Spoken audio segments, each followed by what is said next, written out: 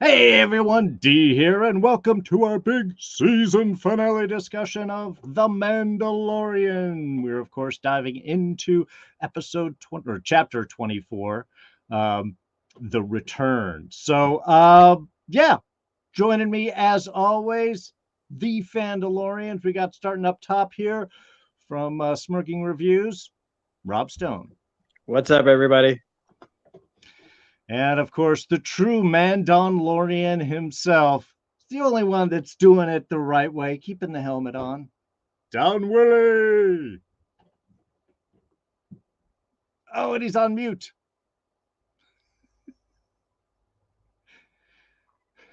He's saying important things. Don, you're on mute, man. There we go. All praises due to Lord Grogu. Din Grogu.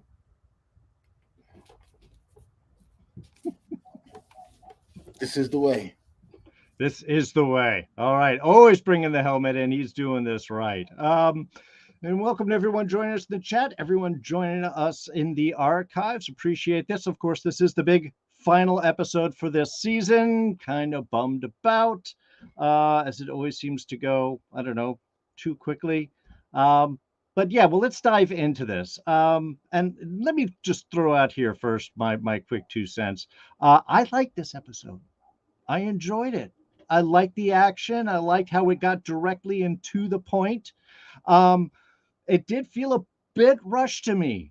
It was like 33 minutes, I think we were talking about before, which feels very short for a big finale. They did fill it with a lot of action and effects and ship crashes and all this sorts of stuff, which, if you're spending your money right, great. This was the way to do it.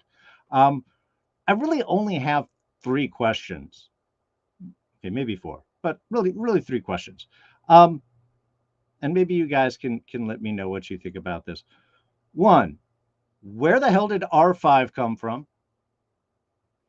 2, how did Grogu find Din?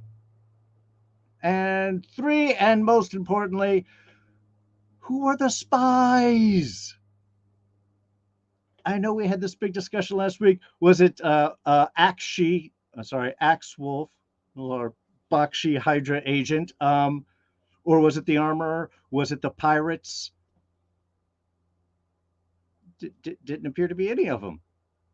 So, I mean, it just since we were basically, and I include myself big time in this, since we were basically wrong about everything. Sure. Oh yeah. Uh, the simplest answer is that it's just her. They're just talking about her. Okay. That's I would have to say that's it. That is as simple as that because this is as simple as it gets. This episode is as simple as it gets. And even more basic than what I tried to make it. Because I honestly thought that my idea was pretty basic, but pretty standard. So, yeah, I think we keep giving them too much credit and we are overthinking to a level that even our normal thinking is too high at. We got to go below the baseline to just a little bit like above Forrest Gump. Okay. Simple is as simple does. Got it. Just. I don't mean mentally challenged. I mean just around that area. Yeah. Well, we're talking the movie, more the character. From its A to B-ness. Yeah. Don, what did you think about this week's episode? How did it end for you? So, this week on the series finale of The Mandalorian, I mean, that's pretty much what it felt like. Kinda, yeah. Because especially at the end. Right. So yeah, that you know, I don't I don't know that it tied everything together. It did feel rushed. I mean, the action that we did have was amazing, though, right? But it's one of those things where I'm like, do I want them to go back to the way they were doing things before now? Because they took it in such a different direction that I don't know that just going back to the kind of lone wolf and cub thing that they were doing before is going to work, and especially now that no one is really hunting Grogu. Because part of what made season 1 and 2 so compelling wasn't just the whole thing about Din being a bounty hunter and having this kid along with him. It was also um, the fact that it was like, okay, I'm doing the bounty hunting jobs, but I also have to protect someone who was my bounty. Right. So, yeah, I don't know that after season 3, with the way that things played out, I don't know that we can go back to that again. Yeah, well, I mean, and I totally have to agree. This could easily stand in for a series finale, as they seemed, when they're like, yeah, first I hunted you, and now we're kicking it on Navarre. We got our own pad. We got a freelance job with the Republic and an old droid marshal friend of ours. We're good. And maybe the urge is to reset in some ways the show. And I know we're kind of talking backwards here on things, but it's I mean, again, it did really very much feel that way. Now, the one thing is, we do know that season 4 has been written, and obviously, Dave Filoni's film is supposed to bring up storylines. So I'm sure they're going to be used in to come in and help with the battle versus Thrawn, and maybe he'll show up again in Ahsoka or something like that. So I think they may be just changing the direction. And, they did kind of establish by the end of this episode that Din sees Grogu as an effective warrior. It's Grogu is Robin to his Batman at this point. You can handle your own. You can be there and save my butt when I'm in trouble. You're no longer just the little child, even though he's still that size. So it's more of that, what do you call him, an apprentice? But, it's more of that kind of partnership of going into things, which, like you said, Don, removes the tension that we've had kind of coming up to this point of the hunt for Grogu by Gideon, who, by all accounts, we're going to say he's dead. Yeah? He was just swallowed up in flames. And I saw somebody that were arguing. It's like, yeah, but he didn't have a mustache like he did previous seasons. The clones didn't have a mustache. So this must be clone Gideon. And I'm just going to say, you're right, Rob. We've got to think simply. He was upset that his clones were destroyed. So he must be gone. And honestly, I think that at this point, say goodbye to Gideon.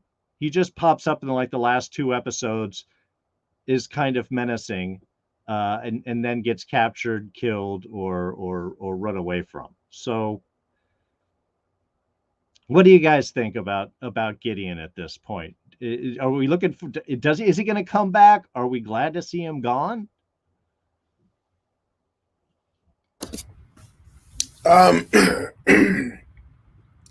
Giancarlo Esposito has a lot better things to do with his talent.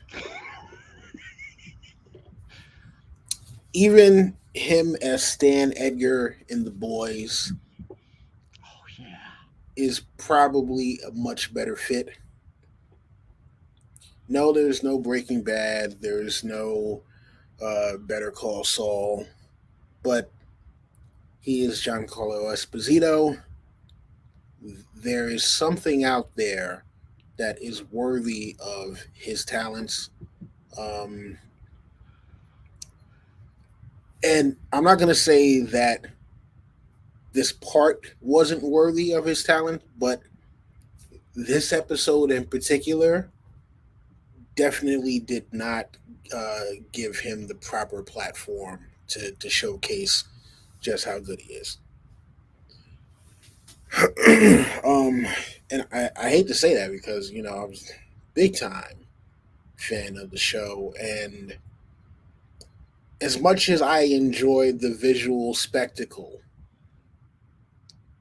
somewhere the storytelling just crumbled like wet graham crackers. Um, yeah. So I don't want to be a downer because it's like I love the way it's like I love the way it looked, but I hate the way it sounded. You know, if yeah, hopefully that metaphor actually worked.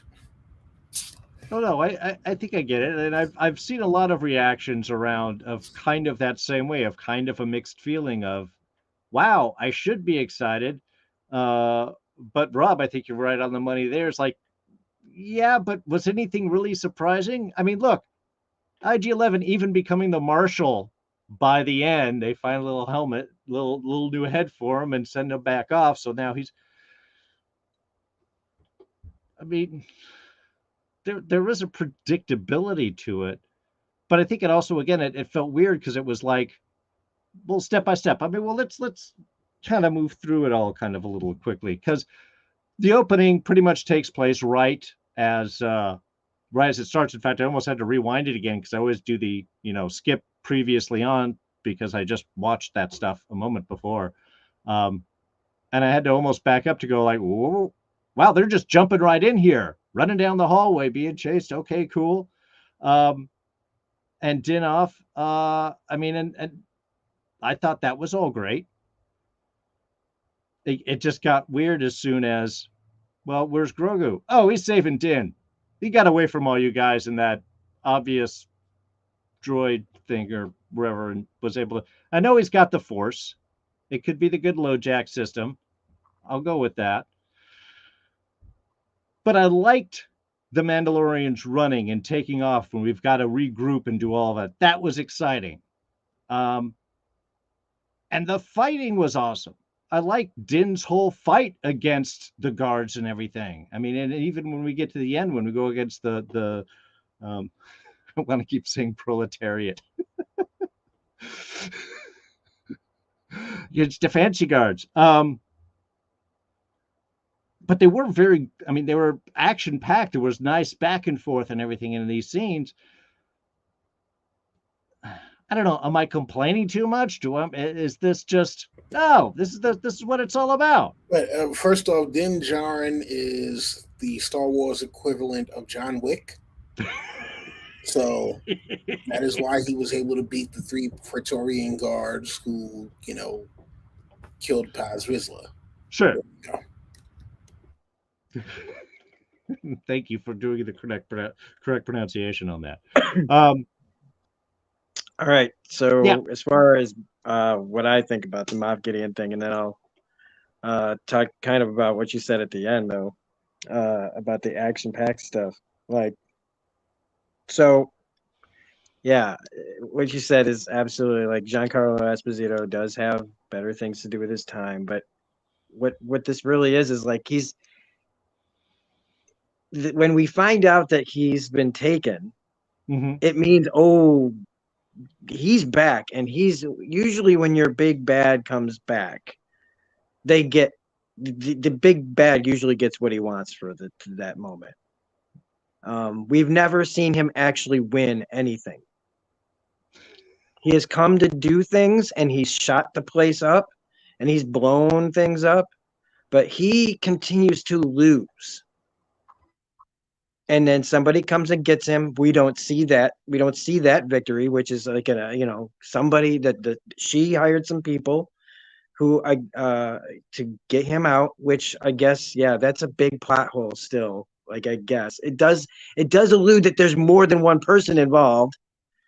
But again, I still think we're going to stick with the one person. But then we get here, but we keep hearing about how bad he is, how tough he is, how much of a badass he is. We hear about the plans. We see the plans. We see him on Mandalore having this whole secret thing. This guy is the man. And yet, when he's got these people right where he wants them, he fails. This is not where this character fails in general storytelling. This is where they win. And it's like, yes, it's a great battle, and they usually get out Empire Strikes Back style to go lick their wounds somewhere and go, okay, we can't go that far away. We're going back. We can't leave them behind, or whatever, however it ends, right? Because it's not just right for the plot, it's right for the character, because you've built him up like this. You got to let him be this. And then you just basically, Moff Gideon's biggest enemy is the script. Because as we've seen so far on paper, he is a total badass, but all we've heard is word of mouth, basically, or he's made this thing that does something else or whatever. But as soon as our heroes arrive, he is just vanquished. Yeah, he had them for a second, but not really. He just has Din. The rest of them are on the run. Yeah, they killed Paz Vizsla, but he mowed down a ton of these people.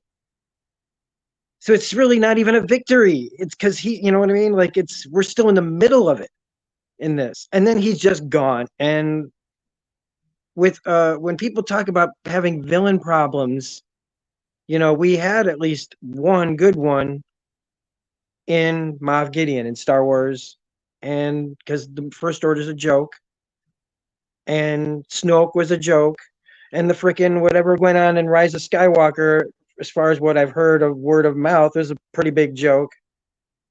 So this was like our big villain, because he can't count the pirates and all this other just kind of dumb stuff. He was our real big threat that we were happy to see, and then he just gets taken out like, okay, granted, he's taken out like a boss, but that's what you do to him after he's really done some more bad stuff to our characters.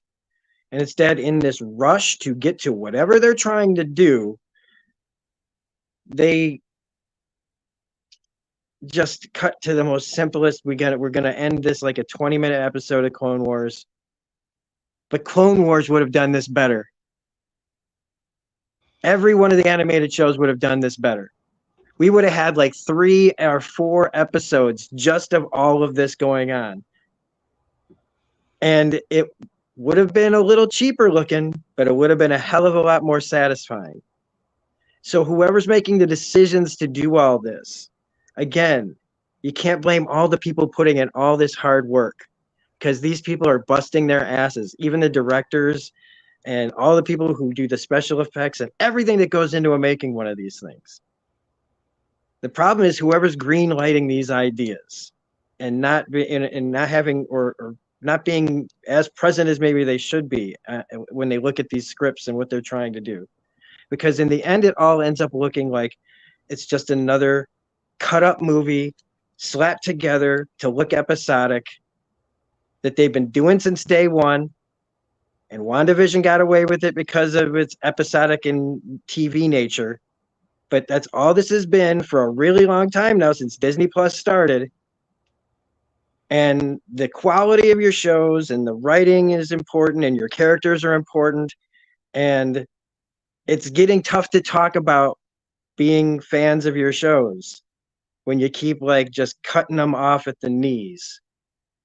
And your fans are there, but like this is the time where whether you've got a bad faith take or not, this is just it. Like you said, this is all out Star Wars action. It is about entertainment value versus what works, what's best for the story. And what we saw spectacly was amazing.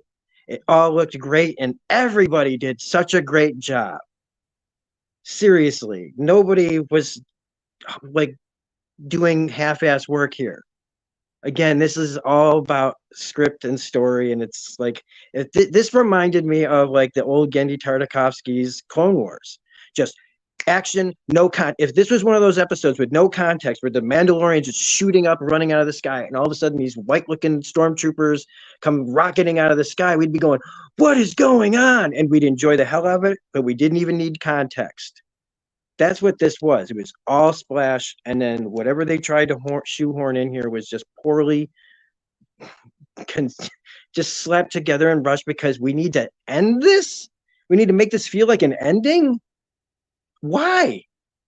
Why are we tying everything up like this unless we need to stick our characters and tuck them away in the corner to when we need them next? And you say that season 4 is already written, but I say how much of that is even true? Because by this season's standards, I'd say that this season wasn't even fully written, and it's over now. So I think that you can have all these action sequences storyboarded out, which we already know they do. We know they do these things in so long in advance, and its story comes later, which means character comes later, and it's all just being slapped together. And I know I've been going on and on because there are good things to talk about in this episode, but if we don't rip this freaking Band-Aid off legitimately with reasonable, complaints, because I'm sorry if I went a little low there in my first comments about the mental capacity of the writing, but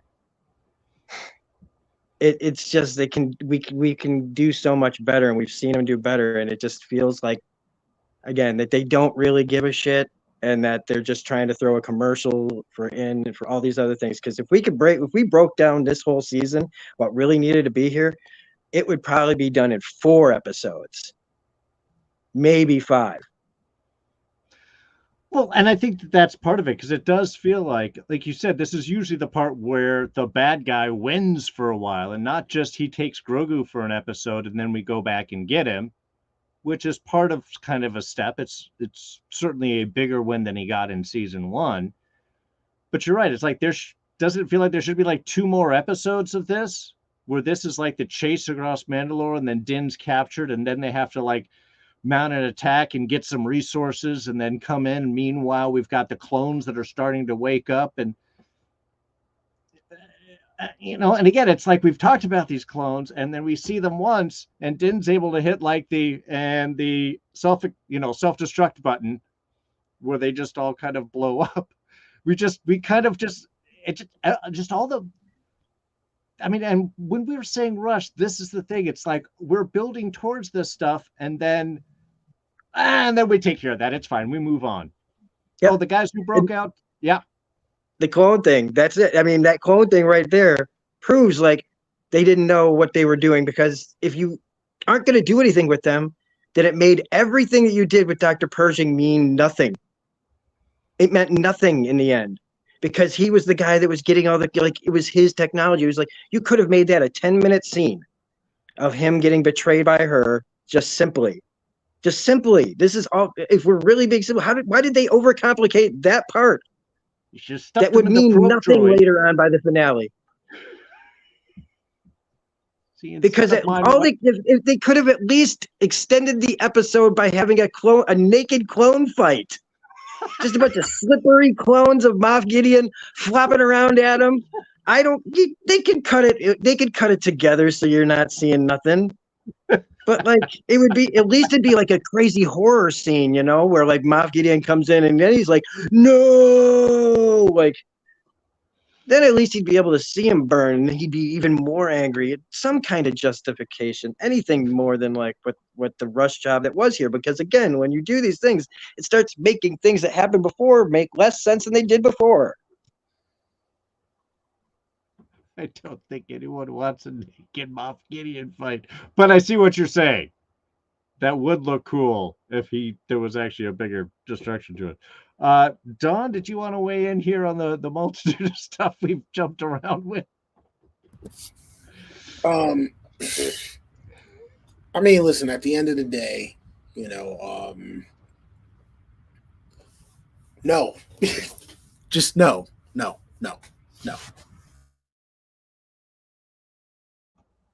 As far as R5 goes, though, I mean, I just like that they're giving us a redemption story that we didn't know that. Like, I like it. I think that it's fun. It's a nice. The guy, the robot that had a bad motivator got motivated. It's nice. They somehow they do better with droids than people. Okay. They brought back a guy from 1977 and gave him a better arc than Grogu. He was able to do it. And we found out that mouse droids have little sirens on them. Yeah, they're narcs. And And we did, for all three of us, right? Let's talk about something positive.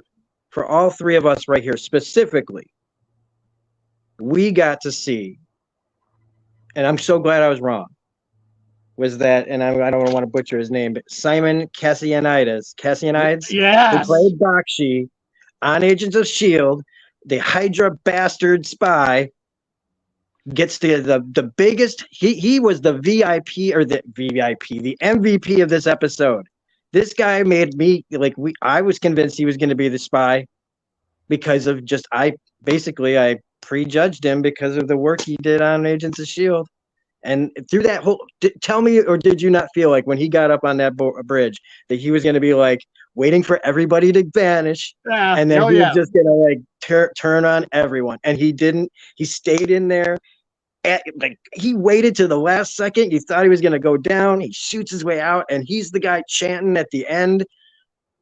So Bakshi is redeemed. Agent of, not all agents of Hydra have to stay agents of Hydra. Sometimes they can become Mandalorian badasses. And that is one of the fun things about being a fan of these things, at least, is that we get to see the actors from other shows, get to play other parts that really have given us some stuff to smile about. And honestly, I wish that this is how I felt about Fennec Shand and Boba Fett. Like, this was, we're talking about Bakshi as he was kind of a smaller Hydra character, compared to Ming-Na's character, of course. But what he got to do here was bigger than anything she got to do in Boba Fett. And for a much smaller character, but for a much smaller audience who appreciates this, us Agents of S.H.I.E.L.D. fans, we got to see this guy really kick ass. Oh yeah, Axe Woes was the badass of this episode. You're right, by far. They're just putting that ship in, just like, I'm gonna ram the base, and then shooting out the window and fly. Yeah, no, it was all awesome, and I was cheering him on because you're right. When he would like, everyone get out, go down, clear the ship out. I'll watch your backs. That's the expected stuff, and maybe it was intentionally played that way for us. But yeah, to see him just pull it down and take it in, and that was awesome. That was awesome. I totally agree. But I was also glad at this point that the whole fuel situation with the backpacks really no longer an issue. Was able to get to the surface, to at least low orbit. All the Mandalorians flew down. They went the distance. They did whole fights in the air. Maybe they just fueled up better. The covert doesn't have as big a fuel tank. Everything's got to be just like small amounts, only quarter tank stuff kind of things. I'm glad that they fixed that out, because that aerial fight was freaking awesome. And I love the armor coming down. Again, also glad not a traitor here. Super glad on that. Because flying through the air with those like hammer and tongs to beat the crap out of people. Yeah, give me more of that. Yeah, I mean, if that's what this show was always like, you know what I mean? How great, like, the great moments in the show have always been like this, and it's just all we ask is for you to just kind of finish the job. That's it. Just fill in the blanks a little bit better, Like, maybe we've gone a long way to just say that, but like, just fill in the blanks a little bit better. Fill in the world better. Think it through a little bit better, because otherwise, like, it takes away from this. Because there's a lot of, most of us Star Wars fans are reasonable people. We just, but we're also going to question things like this. We don't want to be on the side of the people of bad faith. We want our criticisms to be, at least, sincere and, justified. And that, that's it. So, like, just do a little bit better, guys. Like, they've got all the pieces. You know what I mean? It just doesn't feel like, if you've got everything there, we've got all the talent there. It just when you see them fail, I mean, it's a success no matter what, because everybody watched. But I mean, the numbers have been lower this year, I guess. But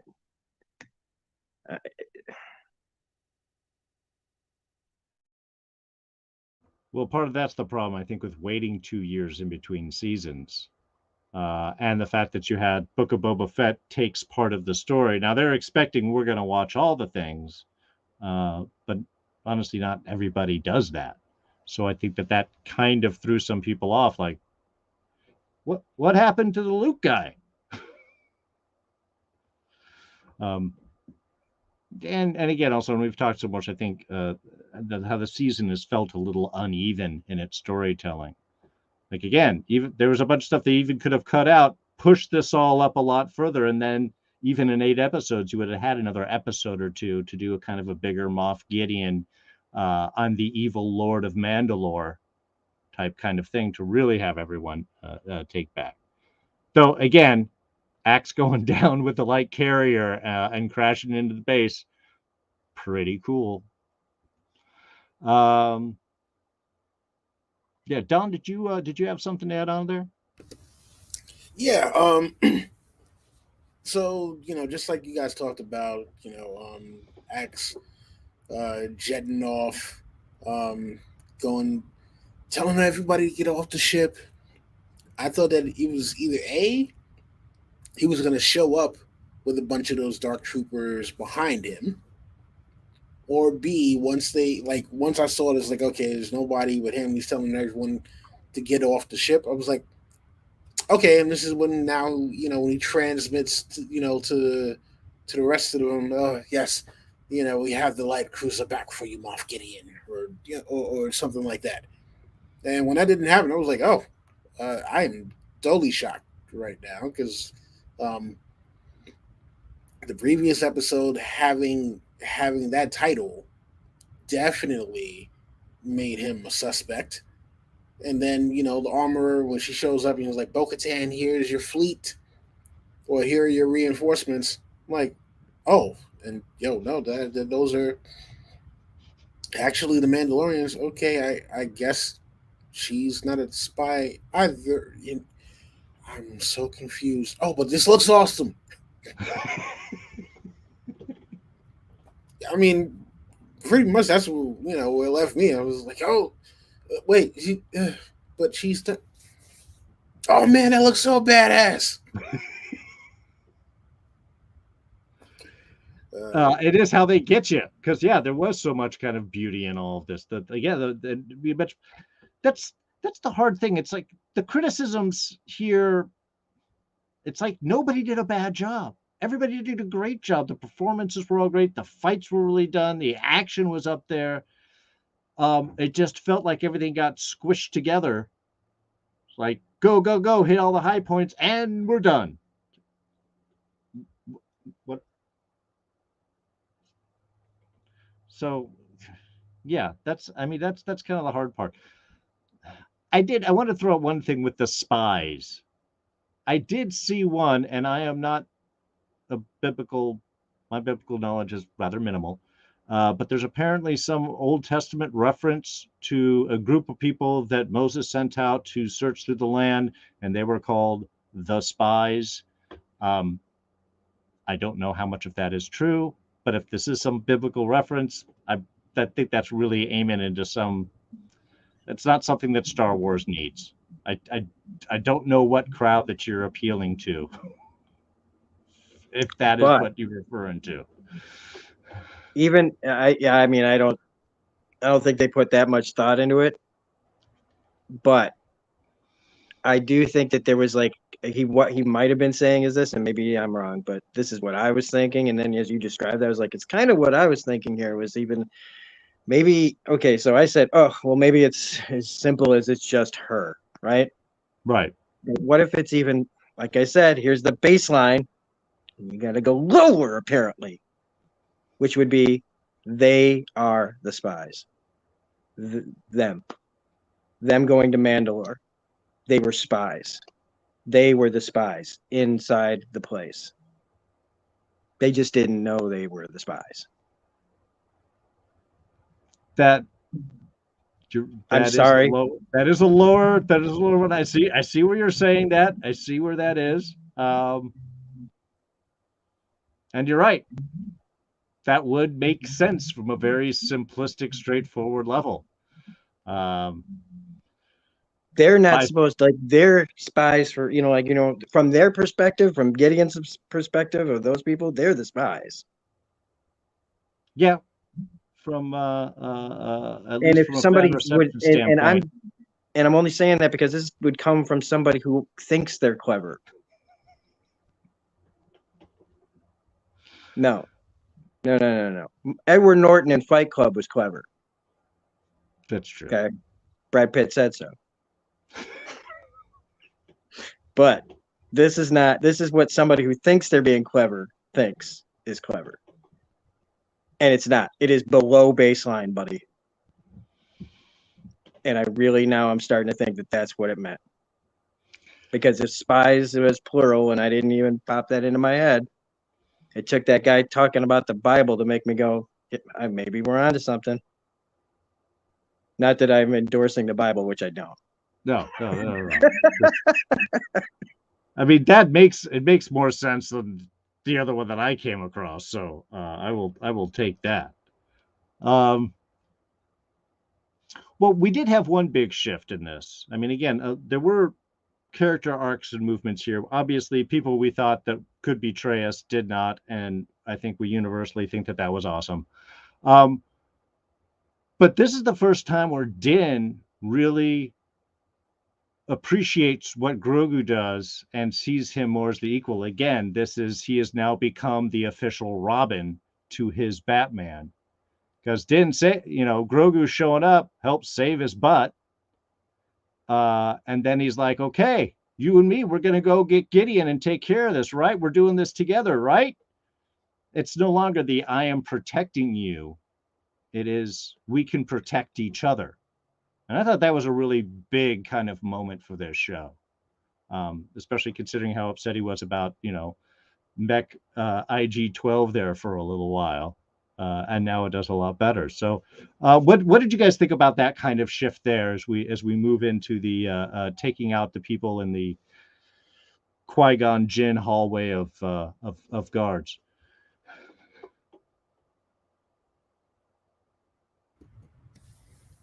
R5. Next, what did you say? Next shield? Yeah. Yeah. But look, I like the fact that we have the father-son team doing it big, going in fearless and knowing like, hey, this isn't about like, okay, I'm going into this fight and I got to watch out for, a helpless child. It's like, no, you know what?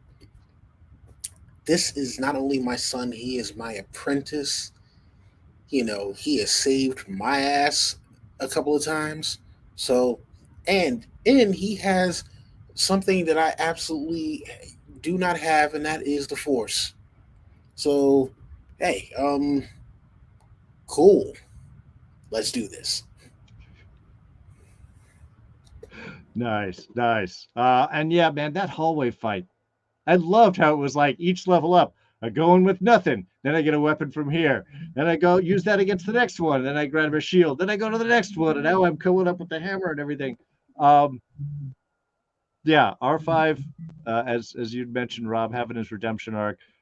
Gotta say, I love that little moment where he knocks the guard and he goes for the gun, but the guard falls off of the edge. He's like, damn it, now I don't have something for the next group. Okay, let's see what I got. Yeah, a lot of fun with that fight. Yeah, it was nice, like having the vibes of the Phantom Menace come back with a new kind of look at that kind of sequence. When you see this though, and what we've kind of been talking about is about the simplicity or whatever. This might also be the response a little bit to the problems that people were talking about, which was and when they address these things, they usually go too far in one direction, right? So if people were mad about the subversion of expectations and they go, well, then let's just give them simpler. It feels kind of like they're just going to start retreading old ground to keep it safe, to keep it more Force Awakens than Last Jedi. But that's like the long-term kind of look at it, the more cynical look, which, sorry, but that's just to me more realistic. But it didn't take away that, like, when you're watching it, it was working. It worked, and it was fun. He's being a badass. So it was taking the familiar and doing something with it. But I think that and I guess my point was that we're just going to probably see a lot more things like this. That thing that you saw that you liked one time, well, what if we do it like just a little bit different, and we'll just tweak it a little bit so that it feels a little fresh. It doesn't take away from your enjoyment of it. It just continues to give you that, kind of same thing. And then eventually, just like with the MCU, people will start making those comparisons of like, well, now they're just doing all of this, because it only takes a little while for the audience to catch on to even that. And then it's like you can't win for actually giving them what they want, and you can't win if you try to change things too much. So it's like we're trying to have this balance, and maybe that's part of this season's problem, was them trying to find that balance and just not doing it well enough. So hopefully when season 4 shows up, we can see more, we can see scenes like this that really take us back to that time and give us something kind of fresh. But maybe, keep putting us in newer situations as well. Because as cool as that was, I was trying to pay more attention to the action part of it, which was, the John Wick kind of stuff that he can do. And again, it was also really nice to see him do it, because since so much of the show hasn't been about him, one of the best parts about this episode was we got to see him do the things we've been waiting for him to do all season. So at least there was a bit of return to that in this last part of the episode, with him fighting those guys with R5, helping, fighting the other guys with Grogu, fighting Moff Gideon with Grogu, which we're about to get to. Like there was a lot more Din, and again, it just makes you go, but we want more of this. You just wetted our whistle again, and now he's just chilling on the back porch, watching frogs float around, and sometimes get eaten. It's the simple life we all want. Actually, I think all I was thinking when you're talking about, I love the John Wick of it as well, but I'm like, maybe they need to step it up and give him his Marvel hallway fight and do that, something like that, but all in one take. That'll get up into that realm right there. That would be an exciting step up. Don't know if they'll do that, but it would be an exciting step up. Don, any final thoughts before we move on to the Gideon fight? I mean, just it's funny seeing live action video games. Sometimes it's cool until you figure out like this is definitely just a live action video game. Um, but listen, that fight with him and the Dark Troopers, very cool. Shout out to R5, and Mouse Droid. No love for the Mouse Droids whatsoever. Um, just yeah, they do need to give Din a Marvel style hallway fight. They kind of did a little something like that, but it wasn't nearly as good as any of the stuff that we've seen as far as Daredevil, Agents of Shield, and whatever have you. Um, but yeah, who knows? Maybe somebody will watch this and they're like, "Hey, we have to have that one take hallway fight, and we got to make it better than Daredevil and Agents of Shield and whatever else we can possibly think of." So, hallway fight, Din Djarin, Grogu, the Force, make it happen. Also, Din Djarin versus the Knights of Ren. Also precursor to the riot troopers. With the whole clubs or whatever. So cool. Like, as much as I don't like being reminded of the sequel trilogy, there are some actual cool things. Excuse me. There are some actual cool things in that they can pull into this world. So yeah, that's my take on that. Take it away, Moff Jakes. Right on. Well, yeah, let's get on to the Gideon fight because yeah, we if there's one thing that you can count on when you put Giancarlo Esposito in something is the villain monologue. Um, this was all pretty much mustache twirling going on here. Uh, I did like the fact that he obviously has modified his suit as more of like a an armored mech suit than just armor for him, which explains all of his feats of strength, his ability to stand up, because it's just he doesn't seem like he is physically the same type of warrior that, say, Din Djarin is or Bo Katan. Um, he's, not that he isn't capable, but he's really more of the planner, mental design kind of guy. He just doesn't have that same physicality. And of course, like all of his movement was, they're adding all those extra sounds onto it. I did like the fight. I like the action on this. It was great with Grogu jumping back in and then him pulling off the Praetorian guards. Obviously, we knew that we had to have Din show that he was even better, tougher than Paz Vizsla, because Paz Vizsla was taken down by the guards. So Mando has to show that he's better by taking those down. I love the back and forth and the fact of Bo-Katan jumping in and kind of taking over the Gideon fight to have Din go and save Grogu, as really it should, because ultimately it does need to be more of a Bo-Katan Moff Gideon fight than a Din Gideon fight if the fate of Mandalore is at stake here. I love the knee slides, always very cool. The one thing that I could say that bums me out, no more Darksaber, huh? Man, that kind of sucks. On the other hand, does it really? I mean, it's only played a part in the past like 20 years of Mandalore's history.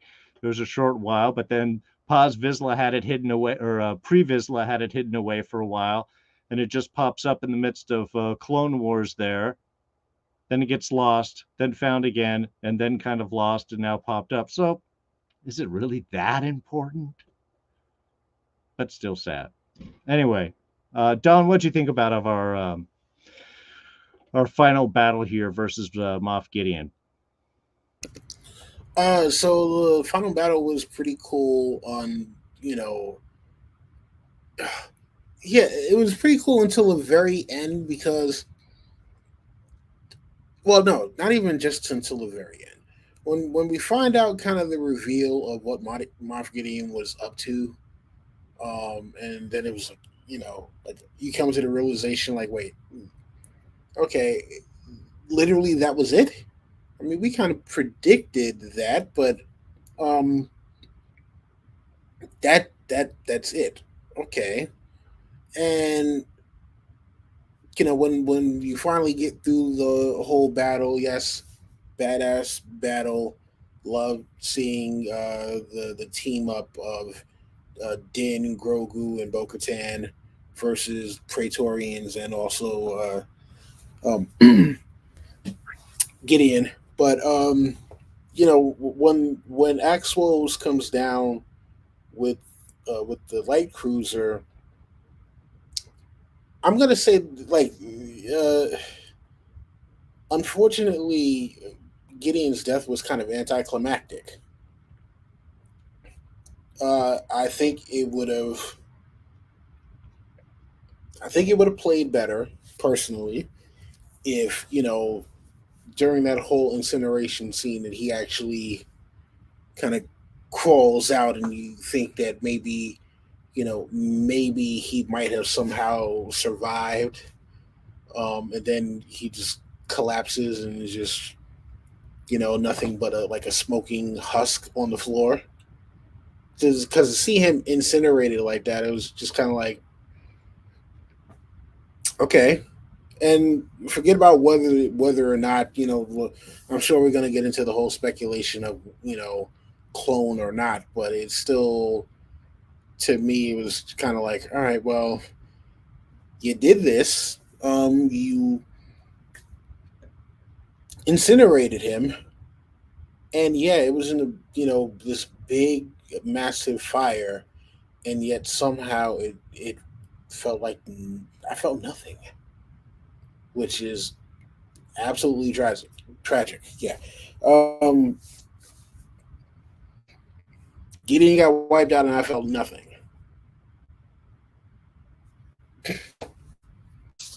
Yeah, I totally understand that. Because, and I mean, and that's always the thing. Do you see a body? If you don't see a body, could have escaped, could have done that. But then, I mean, obviously he's dead, or at least that version of him is. I don't even want to get into that. Rob, what did you think of that before? I mean, you said it really perfectly. I mean, it was pretty. It's just I felt nothing. Yeah. I mean, but I didn't feel stakes at any of this here, um, because it just the way you could see the writing on the wall, and it just didn't. It just didn't feel again like a finale.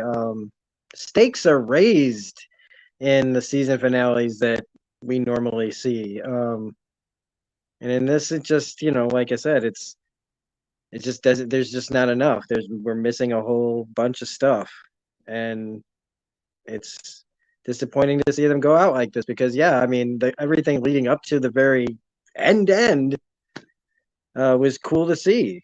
The dark saber getting crushed was a surprise, because again, it just made things feel less important in the end. Like maybe I guess another simple way to put it would be like he says, you're nothing without your trinkets. So like to see the struggle for this thing mean nothing could be the greater meaning of like this is just what happens sometimes. But it just it just feels like they every time that they make a point to make something important, they just kind of throw it away. And and and Gideon's no different apparently. He's set up as something important. I felt like they were setting him up to be like the guy who's going to go up against Thrawn. I mean, we got this movie that they talk about that's going to be tying things together. I thought this was going to be a part of it. Like I thought we were going to see the Gideon Thrawn thing maybe coming to a head in a big movie where their biggest problem, like the Imperials or First Order, all of them, the biggest problem is themselves, right? The infighting and all that other stuff. They end up shooting themselves in the foot a lot. But no, and again, it's almost like we should just come together for Fandalorian fan fiction, where we all just every week we come up with the story of how we would have done it. And I guarantee you there'd be some people sitting there forgetting that they weren't just being told a story that they would accept for episodes of The Mandalorian from us. At least from us. At least, there's got to be somebody out there that could tell a better Mandalorian season 3 story than what we saw. So, I it's just again, especially when we talk about like you've talked about how much like after season 2's directors proved themselves and with Bryce Dallas Howard and again we talk about the pieces that they have and it's not their fault that they're being given what they get. How much input are they putting in too? I don't want to just blame people that we don't see. This partially could this some of this or maybe even a lot of it could be put on these people. I don't know, but I don't want to just assume that. Well, yeah, I mean, in that sense, we don't know how much things are getting cut on the editing room floor. How much maybe this was a bigger episode, but as they went through, they're like, well, we need to shorten this up. We put a lot of budget stuff into here. We need to trim this down. We want to tighten this up. Somebody made the choice. Hey, let's just have it go versus, a longer, more evolved storyline. It's the production process is always kind of a big question there. I would imagine with the way a lot of these things are shot that they'd be pretty tight from start to finish. But you never really know how that plays itself out. There was one thing that I did think about. Well, I'm bummed to see the Darksaber go. Maybe it is better in that we had Din's statement to Bo-Katan last episode about, hey, that Darksaber doesn't mean anything to me. The character, honor, loyalty, those are what's important to me, and that's what you have, and that's why I'm following you. And maybe, especially since Pre-Vizsla used it, and then Maul used it as a way to rally leadership of the Mandalorian people, that by getting rid of this thing, now, no, we're just going to have the best people be our leaders, and not just because they have this artifact that they were able to beat or win or something like that. So ultimately, it may end up being a better thing. I don't know. I'm a Star Wars guy. So you have a cool looking lightsaber, a unique lightsaber. I like to have it around. That's just me. Now, the one thing that we did have at the end here with our big explosion, while maybe the death of Moff Gideon wasn't emotional, I gotta say, for me personally, Grogu using the Force to protect Din and Bo from the explosion was pretty badass. And again, it's reinforcing this: everybody is bringing something to the table here. And yeah, just when he had that big boom, and then you just close shot of Grogu, and then coming all the way out to everyone, like, whoa, as the flame goes around him. Is it basic? Yeah. Is it expected? Yeah. Did it still work on me? Yeah. What do you guys think of our final show of Grogu's power and maybe the top of his evolutionary arc for the season? He watched Guardians of the Galaxy. Grogu was sitting, he had a video on from some other galaxy far away, broadcasting this movie about some guy named Star-Lord and how this tree man saved everybody by covering himself up and using his power to protect everyone from the explosions. But it was still it was nice. I mean, it was totally expected because, again, like I said, I didn't feel the stakes. I mean, as soon as that's the thing, like what Don was saying about Moff not feeling nothing. I saw that whole ship go down that thing. I didn't feel nothing. I thought it was cool looking, but I was like, well, they're not going to die. Iron Man had a planet thrown at him and he didn't die. So what am I worried about? Oh, he used the Force. Okay, it was cool. You know what I mean? I would have, at this point, I would have believed that they would have put him in a little pocket of a ship somewhere, like, oh, thank God, like the Indiana Jones refrigerator trick or something. But again, and I God, I hate it when I get snarky about it because, like, it was still cool. I just got to make it sound worse than it was. You're submitting to the dark side of the Force there, Rob. It does happen. Don? Listen, I thought it was a cool sequence. I think finally we're starting in the past, like, I would say, like 5 years or so. We were finally getting to see Force powers in live action that we've only either read about, in either novels or comics, possibly have seen in video games or animation, but never like really in the movies. Like somehow in the movies, the Jedi seem a lot weaker than than what's imagined in our heads, and I think now they're kind of like, hey, you know what? The Force Unleashed may not be canon anymore, but people want to see that. Let's do it. So Grogu doing this to me is one of those things where, like, yeah, if we would have went back to, and as much as I love George Lucas for creating this whole universe, we would have never gotten a sequence like this in any George Lucas directed Star Wars. And unfortunate, I mean, that to me is the unfortunate part. Uh, you know, but to see Grogu do this,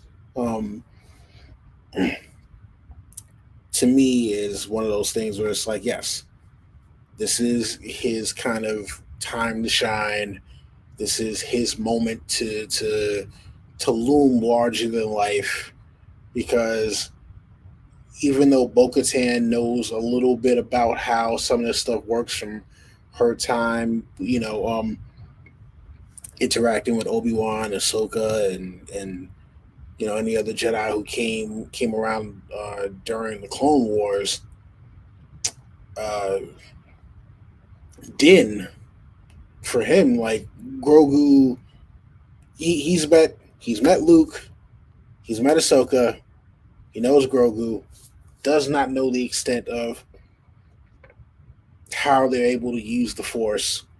And so I imagine that he would definitely be so much in awe in this moment. Both of them are, but I think for Din it should be even bigger, because like, wow, he can do this too. So that's what was running through my head. Lovely sequence. Still feel nothing about the fact that Moff Gideon was literally just wiped from the board. You are the loser, Moff Gideon. All right. So Moff Gideon is fixed, is dead. The situation is rectified. We now have the Forge relit, the Mandalorians cheer, and or Din just leaving and having a last shot with the New Republic about doing some freelance work for him. I loved how that scene was like 30 seconds long. So you need some help? I'm the guy for you. I'll have to think about it. It's a good deal. Let's move on. Boom. Okay, you got to go. I got to go. As I said, I think that is the setup for where we're going to see him again, whether it be in Ahsoka or season 4 or whatever next show that may pop up. I like both of them. Again, I thought it was quick. I loved, again, Axe just shooting out Mandalorian. He was looking like the boss right there that Bo gets to relight.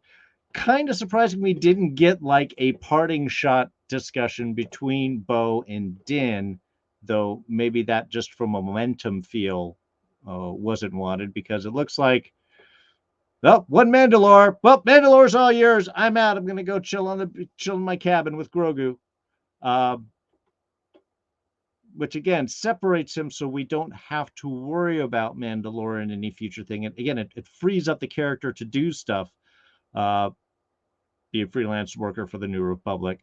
So I thought that they were right, but again, it was just one of those where it's like, okay, and we're done. Fuel's light up. Everybody loves Bo, and Din's off to his new job and chilling in the cabin. Done. So, how did you guys feel about the wrap up? Any particular moments that grabbed you? Any speculation on where they might be meaning with this? Don, let's start with you. So this was kind of interesting because you have the armorer, um, kind of symbolically, but also literally passing the torch to Bo-Katan to relight the forge. So this is kind of symbolic of, okay, we are restarting Mandalorian society, and to see the mix of all three kind of tribes together, um, shows what Bo-Katan has been saying. Mandalorians are stronger together. How long this is going to last, we don't know, because you know, uh, like how do they divvy up the hierarchy? Um, how do they go about who follows the way versus not, or whatever? Who's a true Mandalorian, by blood or versus by creed. I mean, there's so many little things that it's like, yes, it looked nice on the surface in terms of, yeah, hey, finally the Mandalorians, they're all one big happy masked or maybe unmasked family. Um, then we have IG-11 is back, and now he's the town marshal on Navarro. And Din and Grogu are basically back to bounty hunting, but now, Grogu is like, hey, aren't I entitled to like at least 15% here?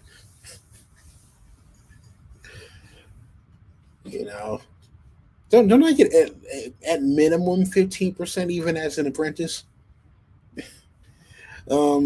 So you got that thing going on, and like I said before, like I don't know that we can go back to that, like in terms of I don't know that narratively you can go back to doing that and not have it feel forced. Because the way that this whole thing ended felt like a series finale, not a season finale, not whatsoever. Because now I'm sitting here like, all right, what can you possibly do? Yeah, what can you possibly do to keep anyone's attention from now on, especially because of the fact that it was like, all right, you had everyone, thinking that there was possibly going to be the Mandalorian Civil War. That didn't happen. We thought more, like we're going to have stuff to do with Snoke because of the whole cloning thing, or Palpatine. That didn't happen. Grand Admiral Thrawn has been brought up again. A lot of people were speculating, okay, there's going to be a post-credit scene showing Grand Admiral Thrawn. That didn't happen, so it's kind of like, well, excuse me, Mandalorian society doesn't have to do anything with the Empire or the New Republic. They get to stay to themselves in their own corner of the galaxy and go about their business. We have this one lone Mandalorian now who, is training his son to be a Mandalorian. And there's still the whole sense of, okay, well, cool. The way that they ended this, like, how do you make a compelling story out of what they're doing now? Because you can't go back to him just bounty hunting. We've already seen that. So I as much as I was satisfied by the ending, there's also the dissatisfaction of you're coming back with another season, and I don't know what story you could possibly tell is going to be compelling enough to hold me for another 8 episodes. So we'll see what happens. Fair. Rob? So I in order to keep this brief, because I have a lot more to say, but instead of censoring myself, I'm just gonna let y'all imagine. Sorry. I'm just gonna leave it out there. I don't even know if I wanted to come back. I mean, because if they go back to if they just jump back into planet hopping Adventure Time, that's what this season should have been in the first place. If they want to say that, well, we cut out all the filler, all those episodes of them jumping around having adventures, we stuck to one plot mostly, like they can say that they did that most in this season. But they left out any kind of variety, and to just when you end the conflict and just have it go back to that, yeah, I mean, what's the point? I mean, again, it would all just be what we saw here. All entertainment, no context, and that's fine. But I mean, how long can that be? Like, it's not gonna be fun to talk about. Not really. Remember when that happened? Remember when that, like, without any real plot, it's just another show that can be watched whenever and not really must watch now TV. So I'm not going to say I won't watch it if it comes back. I mean, we don't even know how long it's going to be before it comes back.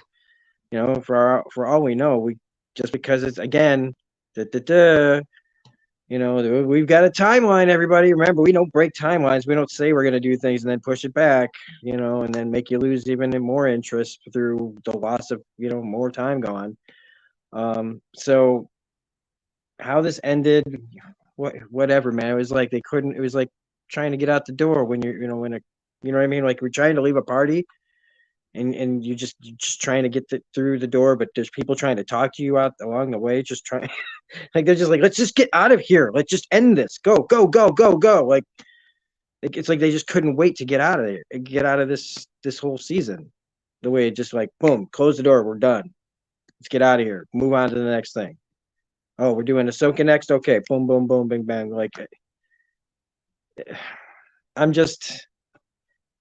gonna keep watching these shows, but it's getting harder to want to talk about them. Well, I do have to say it definitely in the rush sense, it did feel like you know that music, wrap it up music at the Oscars when the speech is going too long, like that started at the beginning of the episode. And we're escaping and we're going. It's like, okay, guys, just wrap it up. Wrap up the adventure. We're good here. Now, I personally would love to see more seasons just because I like the general characters and I like a lot of the look they do. I think this will basically be as they set up before it ended is this will now be the Mandalorian versus the Imperials. You know, that's going to be the bad guy that he's going to be going after instead of running to them, running from them. He's going to be going after them, which could be a little more exciting because we might be seeing more kind of bounty hunting return. And dare I say it, I'd even go for a more episodic than an overarching story if they just make those episodes each interesting. You know, I go after an Imperial every week. You know, maybe there's one that takes a two-parter or something like that. But that's what I would go for. I do have one last question before we wrap things up here because I know we are going a little bit long, especially for such a short episode. Din Grogu. I do love, and it was emotional that Din officially adopts Grogu as his kid, not just apprentice. It's his kid. And Armor, I pronounce you Din Grogu. I thought Din was his first name. Every other Mandalorian character, Bo-Katan, Kryze, is Lady Kryze, Paz Vizsla, obviously from Clan Vizsla, Sabine Wren, Clan Wren, Din Djarin, Clan Din. It's the only reversal of names. Now, it's very Japanese, and in that sense, it very much fits the lone wolf and cub kind of ideal that we started the series off of. And I'll have to say that I do think Din Grogu sounds maybe a little better than Grogu Djarin. But still, any theories, even the chat, Bill, Rena, any thoughts that you guys have? Why the switch? Is it just the Japanese reference there? Is it because it sounds better, or they thought Grogu was his last name and they're giving him a first name? I don't know. What do you guys think?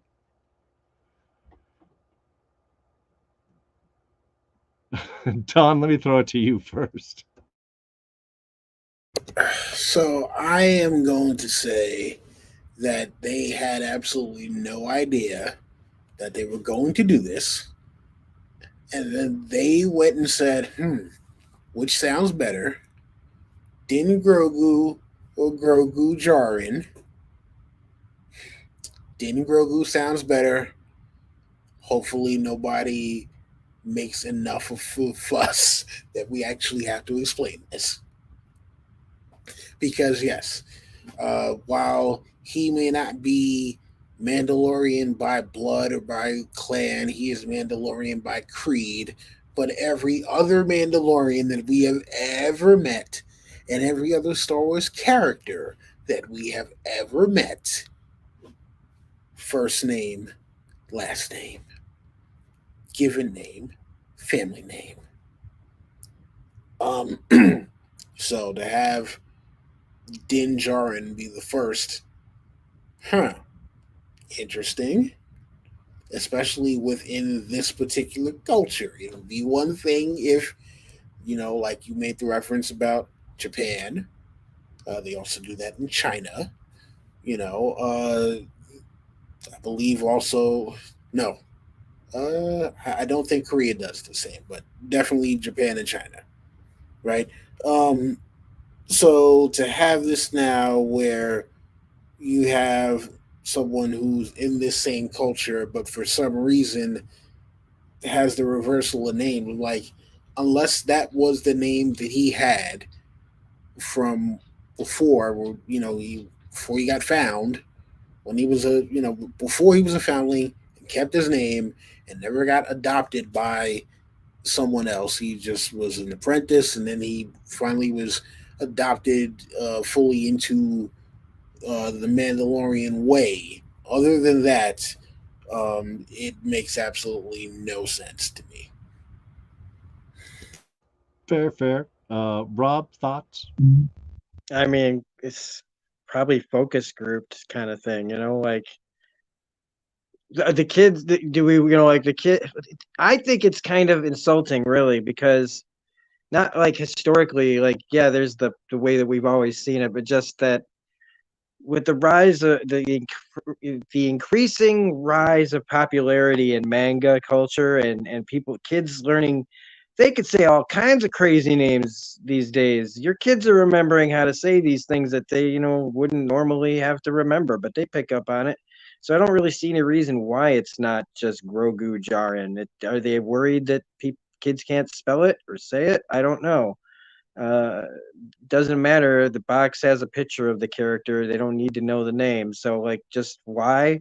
It really doesn't make any sense, other than just some weird bull crap that they were like, which sounds better to a bunch of people. And I don't know. It's just another weird thing that they did. Like, again, if you start, like, if you put all of them in a column, it'd be a lot longer than you think, of just weird choices that didn't seem to make sense at the time and don't even now. And they don't make sense. They just do them. Fair. Okay, so I think that pretty much is going to wrap things up. Sadly, we don't know when season 4 is going to come, or even an official announcement. Really, I'm hoping it's not 2 more years before we have to ask. I think that I think having that long between seasons, I'm going to say it even with House of the Dragon, I think it's going to suffer waiting 2 years in between seasons, especially when the seasons are only like 8 episodes. That's what, average of once a month. No, God, not even that. That's every 3 months, once every 4 months. Yeah. I don't think that's a really good choice. I think if you're going to do a season, you need to kind of, if they're going to be short like this, they need to come a little bit more regularly, or you're going to lose your audience. I mean, I think I think more than anything else, it's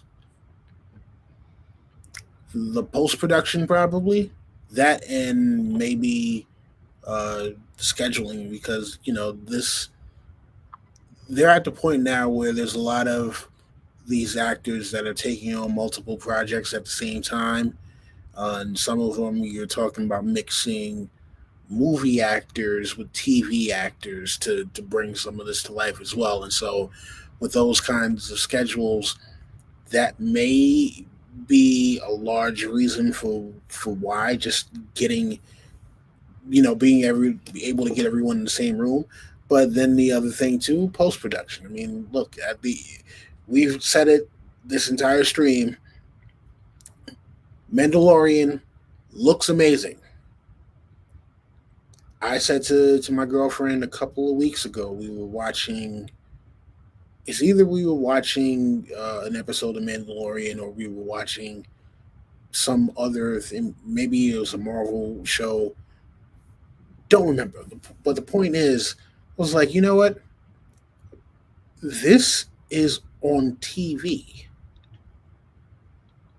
This doesn't look like it should be on TV based on what I grew up on. You know, watching things like Hercules and Xena, the Warrior Princess. Watching even, Star Trek, OG Star Trek.